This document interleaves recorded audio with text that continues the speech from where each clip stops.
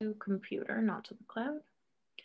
And it'll say live in the corner when it's live. Cool. Okay, hi, welcome to Write More Light. My name is Sarah, and I'm super excited today to introduce you to a friend of mine, Lauren Saddler, who is an avid reader, and I think of her as a writer. I'm not sure if she thinks of herself as one. And she also runs my favorite Instagram for book lovers. Beyond that, at the end of our little segment, I'll talk about stuff that's going on with the Midwest Writing Center and give our regular writing prompt. So thank you for being here, Lauren. How you doing? Yeah, great. Thank you for having me. Happy New Year. Happy 2021. So for the audience who hasn't been here for the last few minutes, I was just mentioning how we were talking about the pandemic, how there's been sort of phases in our life in the pandemic. And one of my favorite things was early on, I want to say in March or April, I noticed that Lauren started a Bookstagram, and it has basically gotten me through my crappy days of feeling like there's no art in the world. So shout out to you for that. What's your handle? Yeah, thank you. It's bookshelf.devotee. I knew I was going to get the punctuation wrong. And I didn't want to lie. Something that I especially appreciate about that is that you do. So normally when people on hashtag Bookstagram do videos and lives and stuff, I'm like, why are you doing this? Like, why are you so up your own butt about how great you are? And you're not like that.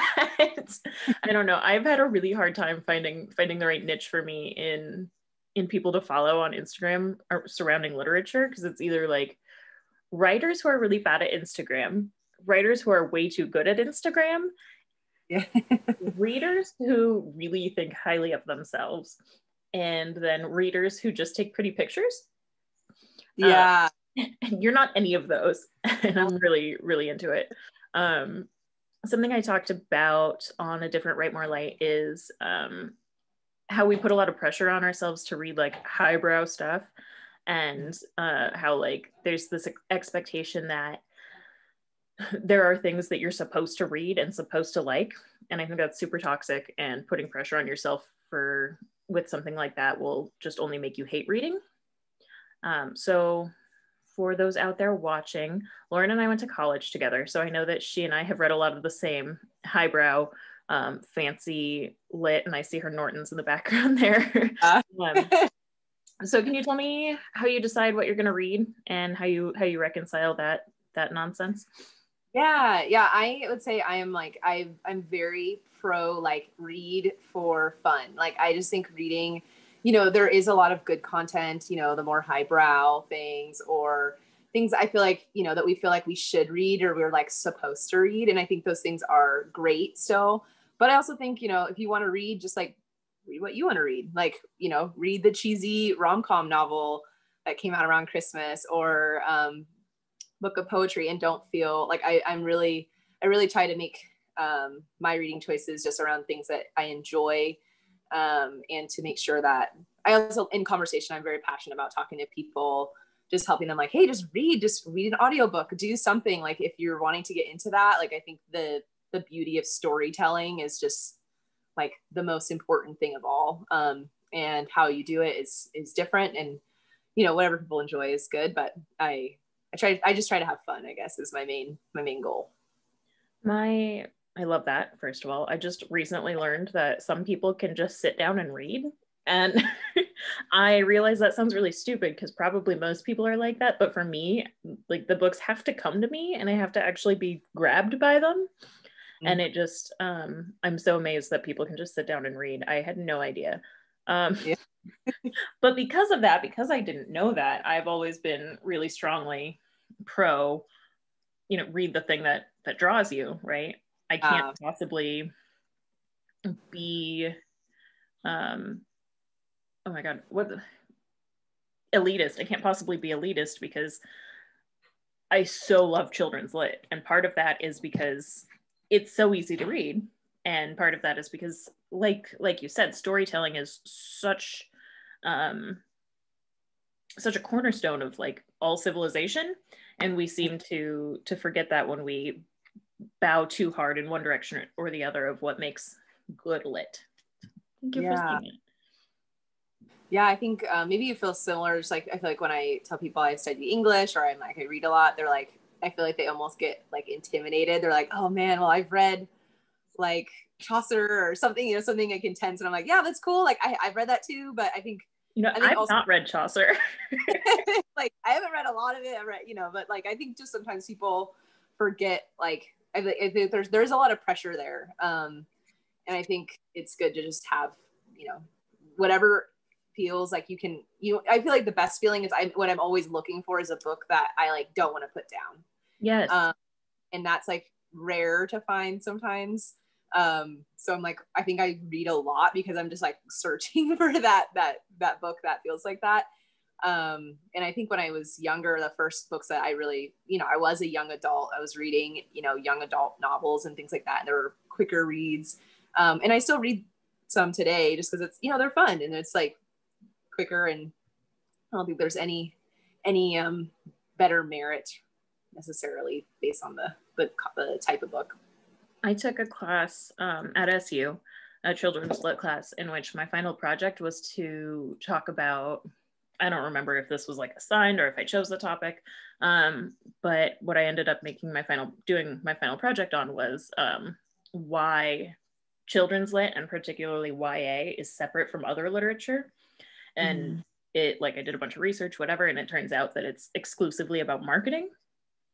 And the way, because say To Kill a Mockingbird, which was written in the 60s, isn't listed in children's lit, right? You find that in literature because they didn't separate things like that before.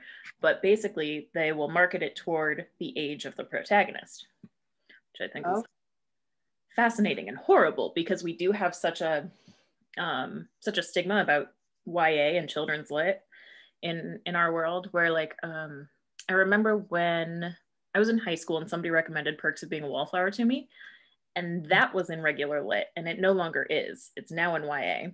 I remember where it was at Borders. I remember what shelf I found it on. And then also, you know, I worked at Barnes & Noble, and it was definitely in YA there.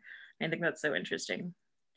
I haven't researched too much on that. That sounds interesting and also reflective of like, I feel like the industry is that's cool to reflect on.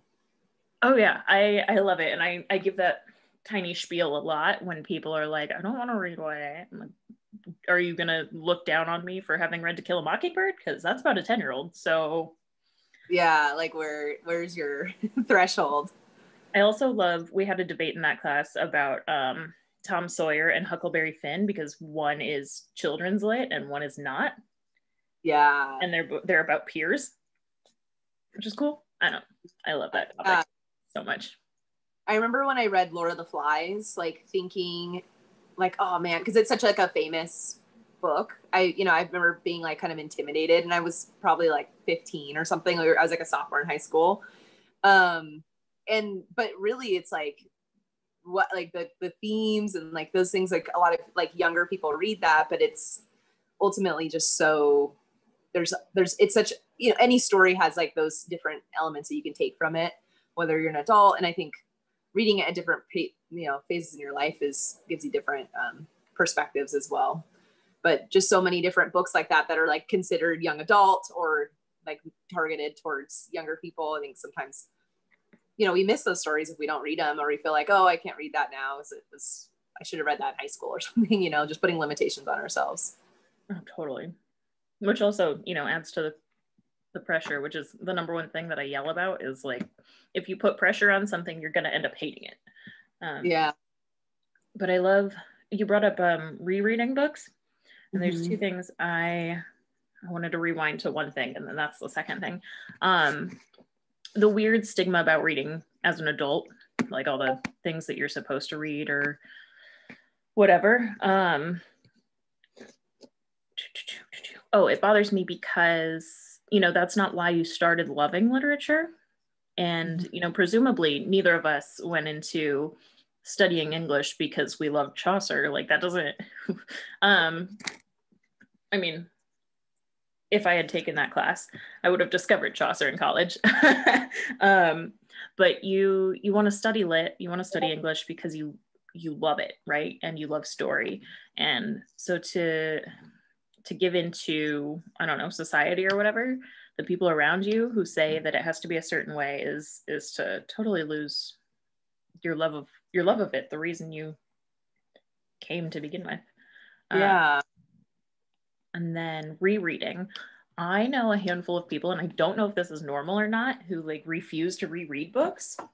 And I have to say that I think it's super important to reread books that you love because they're different books the second time, and depending on your ages. Are there any favorites of yours that you've reread? Oh man. You know, I would say I am a Hemingway fan. And one of the, I have reread A Farewell to Arms a few times just because that book really upset me, like reading it. And the first time I read it, I didn't really understand. Like, I didn't really get everything that was happening. And then like when I reread it, I was like, oh, this is like totally different. And it's like kind of disturbing in some ways, but, so I've read a couple of those. I do reread some books. I would say I don't have like a go-to like few that I reread often. No, but that sounds weird. Maybe it's not weird.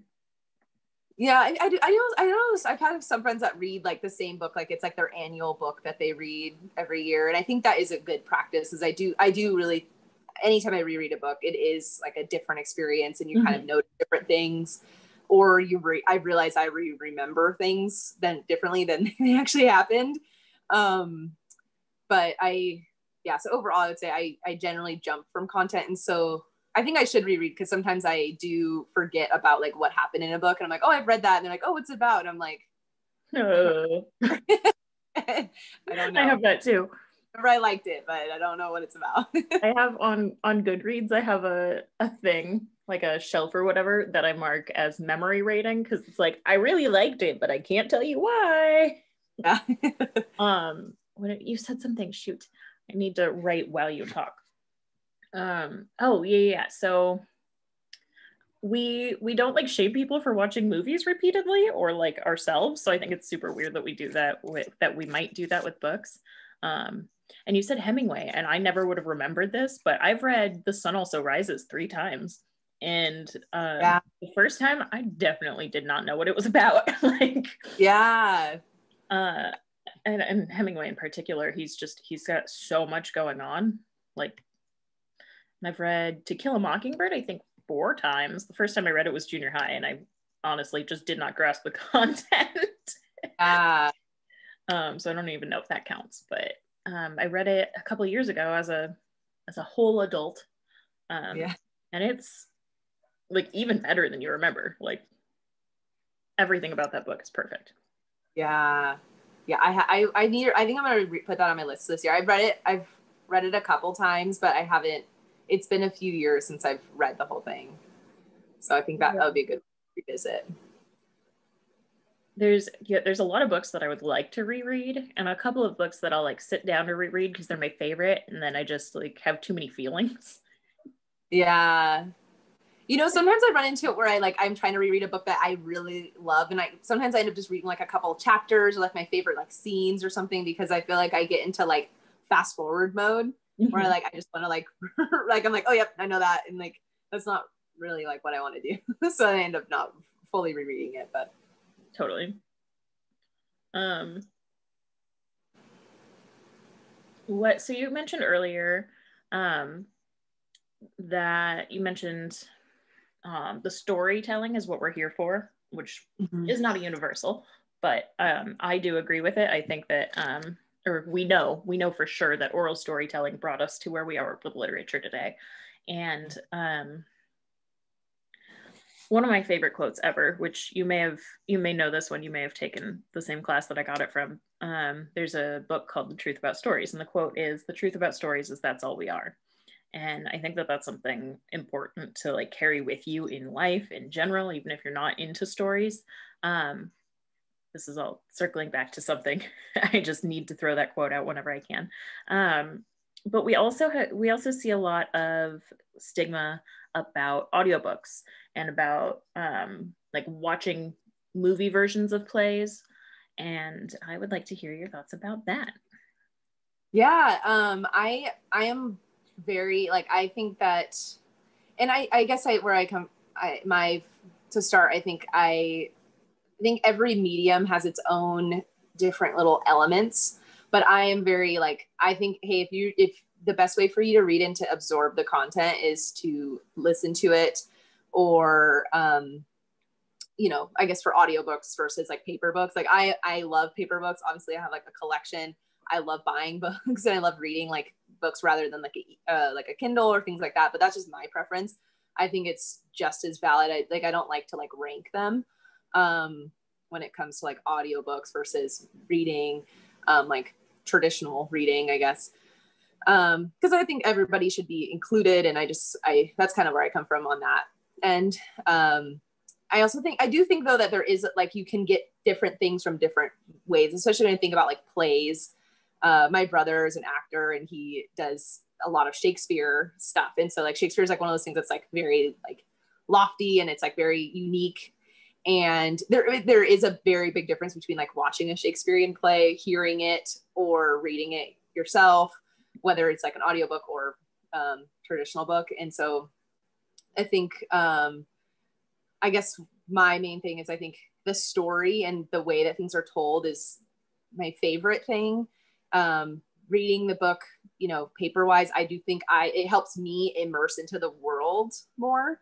But I think however somebody can immerse into that world, and also just like inclusive wise to, you know, making sure everybody with all abilities can read and be involved in the stories is kind of like my main thing. So anytime my friends are telling me like, oh, like I read this book, but like, oh, I only actually listened to the audiobook. I'm like, great, that's awesome. You probably paid attention to more to some of the words than I did, because I read it like paperwise, like, you know. So I don't think, I guess that's where I come from.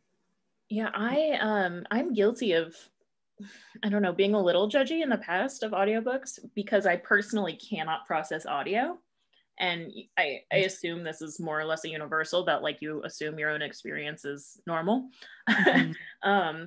And it didn't occur to me until, I mean, it's been a few years, but a friend of mine was like, I would not ever be able to read except that I put my headphones in when I work.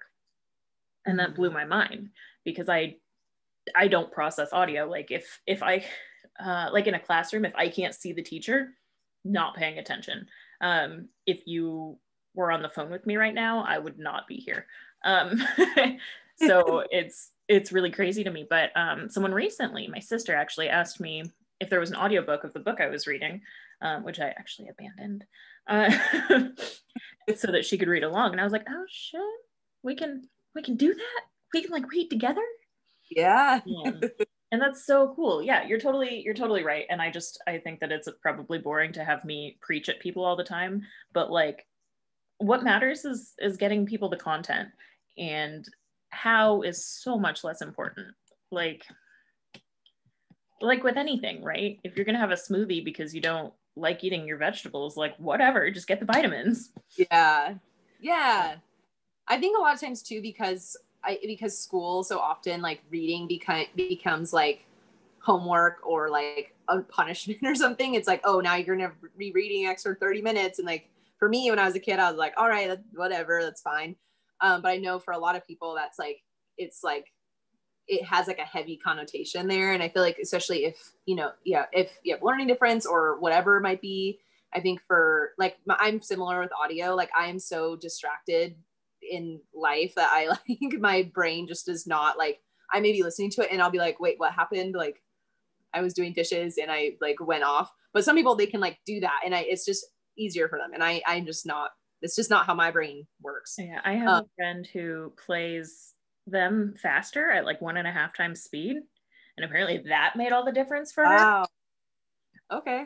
I've never even tried it. Like I just not recently, but periodically I'll try to listen to podcasts, which I think is like secretly, as an aside, I think is really funny, because I never ever heard anyone be like, hey, have you listened to AM radio lately? Yeah. And I would have to do it like while cooking. And that was the only way I could even kind of pay attention Yeah. But yeah, especially with like neuroatypical people, I'm so glad you brought that up. Like whatever it is that we can do to get, I mean, I'm particularly passionate about literature, but to get content, right? I read on, I'm sorry, I'm gonna like blast Essie Hinton, but whatever. I have given her a lot of money over the years. So somebody on Twitter was like, hey, when are we going to get a graphic novel of The Outsiders? And she was like, no. So many people have told me they're so proud of themselves because this is the first book they ever read. I'm not going to make it less of a book. And it broke my heart that, and I know this, like I've been a bookseller, you know, and I've been a nanny, like I've taken care of kids and I've interacted with parents. And I know a lot of people think that comics are lower brow because there's pictures. And it's so painful to me that someone who has been historically so instrumental in making literature accessible would see a line for where it's okay, for where it's acceptable. Yeah. The accessibility level, it just breaks my heart. Yeah, and I acknowledge that there are differences between genres and things, but I swear I just like you said, I like to not like rank them to think like one is better than the other. It's just like, yeah, they're a little different. But yeah, graphic novels too. Like I do, like I definitely like have judged myself where I'm like, like this is different than reading this, but I think I love graphic novels too. Like they're beautiful. Like I'm like, man, not only does somebody spend time like writing this content, but like how many hours can someone spend like to draw like all of these? Man, once I'm done with the draft, I'm like, I never want to see this thing again. Yeah. And then they commit to so much more. Yes. I sometimes don't. I have this problem with graphic novels that I feel really bad about because I definitely love them and I think they're valid. But sometimes I forget to look at the pictures. And yeah. I feel so guilty about it because I mean, I definitely miss some of the content, but also like there's so much work and so much of the storytelling is here in the comic. Like I don't watch movies with my eyes closed. Like why would I? Yeah. I've noticed I've done that. I don't know if you've used Webtoon like for comics. It's like an app. But so there's a couple different comics I read on there and they're beautifully drawn. Like, so I don't even know how they do the shading and all the fancy things. But yeah, sometimes I scroll through in like a minute. Like I like scroll through just to read the content and see what happened. And I'm like, man, somebody probably spent 30 hours to do this one comic I just read in 2 minutes. So I do try to go back and read through it just to give them a little shout out. Not that they can like tell if I spent time on it or not, but just pay my respects to the artists. No, totally. They deserve it. It's also I think of it a lot as a script. I know that it's more multifaceted than that, but I mean, in the same way, if you're reading a play, there's like stage directions. You need to know what the people are doing. Why aren't you looking at the pictures, Sarah? So this is, I'll save that question. I advertised that we would talk about goal setting. And the reason for that, which I didn't really warn you about, is because you are the person who I have in my life experienced as being most reliable with your goal setting with reading. And I know that you have, a real grown-up 9-to-5 and you've got a whole life. Mm-hmm. You've got I want to say fiance. Yes, indeed. Congratulations. Thank you. And, a pandemic and all that. So there's a lot going on in your life and yet you're able to meet these goals. Can you tell me how you are successful with that? Yeah. So I will say in the past, like, so I was after college, so I was obviously in college, I was reading a lot, all day, whether I liked it or not. And so after I kind of got away from reading, even though it was something that I've always loved and I've always like, just, I mean, I was still hanging out in bookstores and stuff. I just wasn't like reading the books I was buying and stuff. So, a couple of years ago, I set my first goal. I think I set my goal for like 15 books, something like that. And I didn't hit my goal. I think I don't even think I was tracking it. And so when a couple years ago, I did my first goal, like on Goodreads. So Goodreads was cool just because it helped me like track and like get recommendations and things like that. My strategy when it comes to books, like goal setting, is one, I try to be reflective of like, what do I feel would be realistic? So, you know, I'm like, one of my big goals is I really want to read 100 books in a year one of these days. I've had, you know, some friends that read, like I've seen like my Goodreads friends that are like at 250. I'm like, how are you doing this? Like, that's insane. But those people can just sit down and read whatever they feel like. I don't know how that works. Yeah, I do not know the secret. But I just kind of like, okay, if I could read 1 to 2 books a month, or is it like if I could read a book a week? And so for this 2020, I set at the beginning of the year, I set my goal for 30 books. So I was like, okay, I could read one like every couple of weeks and give myself a little leeway here and there.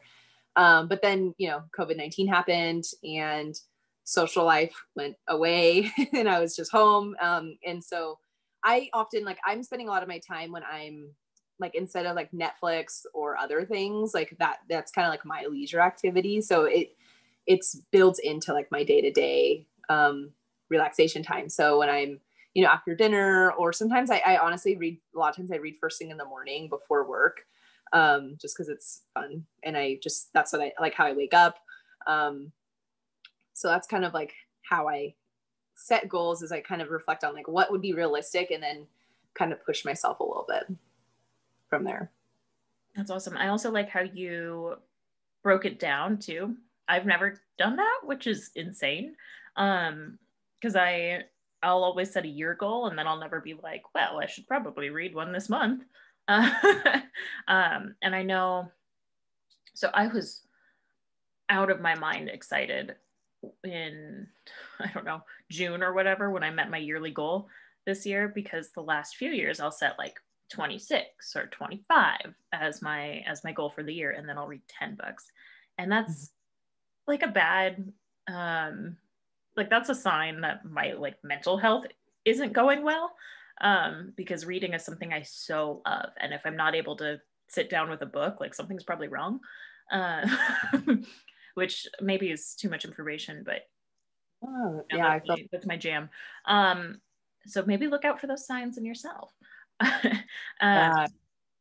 But yeah, I think that's an important thing that you mentioned, to which I don't think you meant to, but like, if my goal is 30, how many is that per month? And then I don't know, that's just a really good plan, and not even like, probably not a secret. Like, that's how we look at other goals, so why wouldn't we look at reading that way? Maybe I'm just slow. I know my dad last year had a goal of reading a book a week, which I just thought was insane as someone who spends a lot of time reading. But there's what, 54 weeks in a year? 52, yeah. I read 50 books last year, my top all time ever. And that's not a book a week. Like, and my dad doesn't read as often or as heavy as I do. So like, I was so impressed and horrified by that. And he was, you know, he didn't go too hard on himself, right? Like sometimes he read children's books, and he read a lot of anthologies or like short stories or essays, which is super smart. I want to pitch that as some advice. Find something that you can read in chunks. That's something that when I'm not doing so great and really wish that I was reading, short stories and essays are so nice, because I don't have to commit too much to them. So there's my advice. Yeah, I love that. I think I kind of do that strategy too. And I think there's, you know, for example, my book right now that I have been reading for like probably a year now is Dune. I have been reading Dune forever. You read Dune. Well, I want to finish it, and I really enjoy it. There's nothing wrong with it. I really love it. I love sci-fi. I'm a super sci-fi nerd, but I just haven't, like, it's one of those books that it's kind of hard. Like for me, it's hard to get into the book and to be like in the world, because usually how I feel like when I can read through a book really quickly is like I'm immersed. I'm like there, and I'm like, all of a sudden I've read 10 pages, you know? And so in between, as I've read Dune and read like pages of Dune, I like, if I'm in a mood for like something lighter or more fun, or just something little different. I just, I look for it. I often will like look on Amazon for free ebooks, even though I don't love ebooks, but it's obviously before I was going to the library all the time and just renting books. Obviously that's not really, our libraries aren't open like normal right now here. So, but yeah, so then I just find something quick and fun to read that's like 150 pages and, or short stories or graphic novel, something like that. And it just like refreshes my brain palette, I guess, Yes. Yeah. I often refer to, and maybe shouldn't admit this in public after I've said all the stuff about stigma, but I often refer to children's lit as palate cleansers for me personally. I'm sure I've told you this, my like scared pandemic purchase in March, the last thing I bought when I like to leave the house was a Nook, an e-reader. And Right. I'm so happy with that purchase. I do not regret that at all, but I definitely bought it like, I can't go to bookstores anymore. Yeah. And I did that with the goal of I would just use it for library books because I write all over my books, like all over them. And I'll either at Barnes and Noble, we could check out hardcover books like at a library. So I would do it with the stuff that I wasn't gonna end up writing all over. That was my goal with the Nook, was to get library books or stuff that I'm not gonna, need a physical copy of. Public domain, which shout out, there's so much stuff I get to add to my Nook now. So that's another thing. I personally was the bad guy with e-readers, where I was like, that's not a Rado book, as if that makes any sense.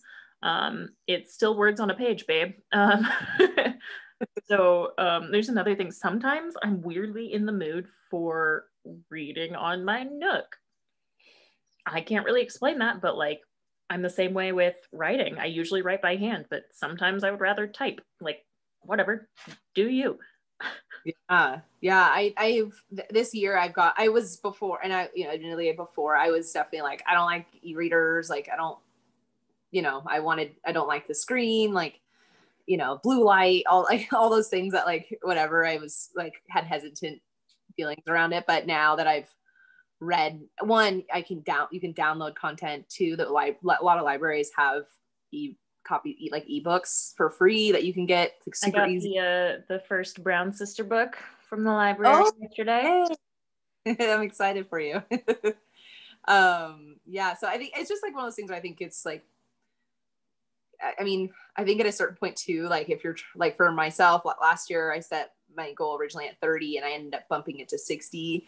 And like, I can't. Awesome. Congratulations. Thank you. And I couldn't buy, I mean, I would love to buy 60 new books. Like, don't get me wrong, but I also own a lot of books I haven't read yet. And it's, budget wise, like it's not like the best choice. Also, I do think that the e-reader does have the nice feature that you can like read while laying down without having the book like hit you in the face. I don't know if that has the light on. I don't know if it's like a physical thing or a mental thing, but like reading on screens is painful for me. Like my brain won't do it. And also my eyes. So I definitely have the one that has like the fake paper pages. Yeah. And it's also yellow light, which is dope. But that's so cool too, because I'm married, I share a bed. So like I don't have to have the light on at night when I use the Nook. Yeah, that is also true. It just has modern conveniences for sure. I'm not trying to sell it. I am no longer employed with Barnes and Noble. There's also somebody, you mentioned having more unread books in your home. I saw somebody on the Midwest Writing Center's Instagram, so shout out if you're watching, I don't remember who you are, who only had 15 books they hadn't read in their home. I can't even, I can see right now more than 15 books I haven't read. Granted, what I'm looking at right now is my nonfiction and poetry. So like there's more I haven't read in that section of my home than fiction, but still it was 15 or less, 15 or fewer. Nice. That's impressive. I definitely have the like where I mean, right, this year has probably been the best because I don't go and sit in bookshops obviously right now, but usually I would go to bookshop and I will end up buying like a couple things I want to read, and then I like end up buying something else before I even read it. And I do have quite a few books I haven't read that I own. And this is probably going to age me in a weird way. Not to you, you're the same age. But I had this realization recently when, like 2 years ago, when I was working at the bookstore, and I would buy like a stack of books because my discount was unreal. Where like when you would buy a CD, you know, and then you get in your car and you put the CD in and you listen to it for a month. But if you buy 2 CDs, I feel like you don't listen to either of them because you're like, I don't know which to choose. I'll shuffle them out and then I'll end up playing the thing I already was playing. And I feel like it works the same way with books, where if I buy too many of them, I'm not going to touch any of them. Yeah, I do. I agree with that. I also feel like sometimes I end up, my parents live in Portland, and so I go to Powell's. Before the pandemic, I would go to Powell's, and they obviously have a huge selection of used books. And that would be my favorite, because if I found a really cool cover of a book that I've read before, I'm like, oh, I need that one. Like, so, and my fiance Kyle has a bunch of books too. So we have like a ton in Ireland. Yeah. Oh my God. I have so many copies of the same book. I'm like, they're all pretty. I don't want to get rid of them. I was just astounded. It's not like I don't know that marketing's different other places, but for those watching, Lauren and I met in a study abroad class in Ireland. I think. I know we spent time together then. But the Irish covers were so different. I needed them. Yeah. Oh man. I wish I could go to Ireland and walk around their cool like writing museums and stuff again. So fun. I don't know how I managed to like get all that stuff home, because I bought so many books, and that's not. Yeah. I definitely like on the flight back, because I think I flew like Spirit or one of those like things where they like charge you per pound for your stuff. And I remember I was like in the airport like throwing things away, like not my books. Like I was like, close. I don't know anymore. That's like, I feel like I remember just getting rid of stuff because like my stuff was so heavy, probably from the books. Now that I think about it, I didn't really think about it at the time, but yes, definitely probably from the books. I only brought the one bag too, so I have no idea. Like I had a backpack and I had like a rolly duffel bag, so I have no idea how I even made that stuff fit. You went to Paris afterwards, right? Yeah, I traveled a little bit. I know you took. God, that was kind of a dumb move, Lauren, taking 2 lit classes abroad. That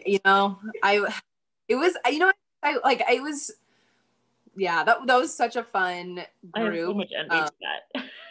But yeah, I would love to go to more. I did go to quite a few bookstores in Europe, so that'll be on my list again next time I get to travel. I'm still sad I didn't take that Paris class. Just have to go to the Shakespeare. Definitely did. I love that bookstore, but also like, what are you doing buying American lit in Paris, Sarah?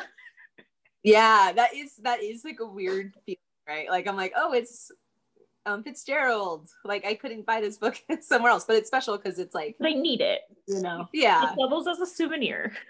Yes. Yeah. I'm gonna rewind a little bit. This is just like way rewind and reset. What do you gain from experiencing story in whatever literary form, or what do you think humans gain? I do think that humanity in general, not to be like, maybe I'm speaking too lofty, but I'm asking you to be the expert. I think that it's ultimately you kind of learn lessons and experiences, whether it's around honesty or triumph or whatever that like the protagonist is going through, or maybe it's just like what the group of characters are going through, or I feel like there's a lesson to be learned, and I think there's like a million different ways to learn those lessons or to experience those, or to I honestly think it helps people process like their real life scenarios by seeing like how other people are responding, even if it's like on a subconscious level. And growing up, my dad is like a huge movie buff. Both my parents are. Both my parents are like 80s sci-fi nerds, like to the max. Like I think their first date was like to a Terminator movie. Like that's like their jam. So and so they passed that on to me, and I think like my dad especially, and both my parents really love stories, but my dad is very like, he always would tell us these really cool stories and things. And I think I just, for myself, I feel like I just love to imagine a world, whether it's, you know, I'm a big Star Wars buff, like you know, that's kind of cool, or whatever it might be. I think it's just cool to imagine and just have your brain work in those more creative ways. I think, and for me, like my job is very like in like the math and structure world. And so it's fun for me to like branch off and go into a different, like just use a different part of my brain. But I think ultimately the best part about stories is that you can take something away. I think everybody takes something away, even if it's not the same thing. And obviously the author has their own intention, and, you know, we're trying to glean what they want us to learn. But I think just learning about people's stories and people's experiences. And I think uniquely about books is that you kind of get to hit not every book, but you get the internal dialogue from people that we don't actually get to experience normally out in the world. Like we don't know like what that person's thinking. We can only imagine what they're thinking. So it's kind of cool to get to learn about people that way too. I'm sure, or I'm certain there's some psychology about, I know there's some psychology about empathy that has to do with reading, but I think it's much more interesting to like think about what the individual gains, you know? So thank you for answering that. I often find myself teetering back and forth between, do I prefer language or do I prefer story? And that's a stupid thing. I don't have to choose, and neither will I choose. But like in my own writing, I'm much more language focused. And in my reading, I think I am much more, I have a higher tendency to go for story based, which is interesting. It's okay. No pressure, no shame. Are you writing these days? You know, I have not really. I do write a little bit. I do have a goal of writing a novel, but I haven't I'm not in that space yet. So I'm kind of writing like little, I don't know if I would call like poems, like full poems, but just little like sentences and moments, I guess. Well, that's valid. That's valid. That's most of what I do. And I have this whole web series about it. So if I'm not valid, then no one is. Love that. Well, I mean, part of what I mean when I say that like my writing is very language focused is like the sentences, the lines that we put together are so much of, I don't know, language is so much to me. It's just big, it looms large. And I think not appreciating what happens in a line, in a sentence, in a paragraph, in a vignette, I don't know, it's sad to imagine. I did a whole video on seed journaling based on the I don't have it near me, but the like folded up paper we had to make for that Ireland class on our observations. Oh yeah. And that has been really fun to go back to and like mix and match the little observations, like the verbs with the adjectives and stuff, just to see what kind of game I can make out of it to keep my writing brain going. I'm excited to hear that you have a goal of writing a novel. Can I assume that it will be a little bit sci-fi or a little bit magical realism? I think so. I do love magical realism. Like Toni Morrison is like, you know, that's my girl. But yeah, so I think I do also love language. Like I think there is like, I would say I love storytelling, and I think however that is, but I also like love the like linguistic things about words, and also like how, like when you read a really cool sentence, you're like, man, like how did they even think that? Like, and it's so cool that there's like so many different combinations of words. I think I am in general, my writing in college was a lot more nonfiction and more like analysis and things like that. And I do really enjoy that kind of writing. But for fiction writing, I think what I enjoy about like just writing those my little things, like when I think of something or I see something and I'm like, oh, I should write something about that. I think just doing it in the moment is really fun. And I try to like, I think sometimes it's easy to overthink like what you're doing, but I try to like craft together something cool, even for my own fun. I love that. I think that's super important. I also think, writing is super important, whether or not you have an audience or want an audience or write the great American novel. I think there's so much to be said, and there is some science to this. So don't ask me for my sources, I'll have to find them. That having a writing practice is good for you in all mode of ways, for your brain and for your health. Mm-hmm. So that's nice. Nice as someone whose life surrounds writing, is surrounded by writing. Yeah. Claire, I see that we're coming up on an hour, which thank you, because I did not notice the time going by. You are fantastic. Is there anything you want to add? Anything you want to plug or? No, I mean, I really appreciate your time, and connecting with you is so fun. And I hope, I'm excited to hear about what you're reading this year, and writing as well. And I am, keep reading. We're only in day 5, so we've got a lot of time to read books this year. Oh, I forgot, you said, and I didn't write this down. I said I was going to write down while you were talking, and I failed. That you will read more than one thing at a time, and that's something that I want to plug, because that takes a lot of the pressure off for me. I know when I'm struggling to read something and then I just pick up something else and let myself read the other thing and then come back to it, that I find that really helpful and probably good for my brain, in that it switches up the mode and it greases the wheels, so to speak. So thanks for bringing that up. Yeah, that's it. I think that I've been doing that a lot this year, just because I've had this, in general, I like to read books that are around social justice and things like that, like when I'm reading more like nonfiction. But I think, but sometimes those books are they're really heavy. Like, it's like, oh my God, like this is intense sometimes, and so it's like great content and really good to know, but it's good to take a break and just just like you don't always watch documentaries. Be a person. Yeah, watch it every once in a while, Cool. So I'll go to the Midwest Writing Center talk, and then I'll let you go. Hello, friends.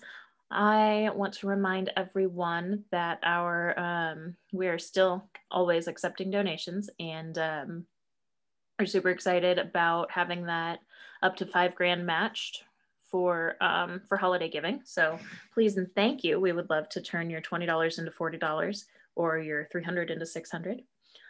We also still have the 2020 anthology coming up. That deadline is January 31. You can submit whatever it is that you write. We've got word count and page count limits. We also are accepting art in black and white only. We're not going to be able to print in color. And we would love to see your stuff. Again, all that information is on our website, mwcqc.org, or on our Facebook page. But send us your stuff. 2020 was a year. And whatever you went through, whatever you lived through, whatever you won or lost, we want to hear about it. As Ryan and I always say, we're all storytellers, all of us, even if we don't see ourselves as capital W writers. So if you want some support with whatever it is that you're hoping to submit, we also have some folks on hand who will take dictation or review your work for edits or proofreading.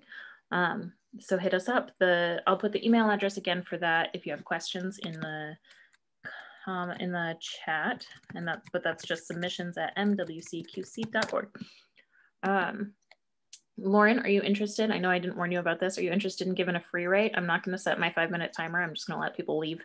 But I usually give a prompt for a free write at the end. Oh man, I don't know if I have one. I know I should have warned you. And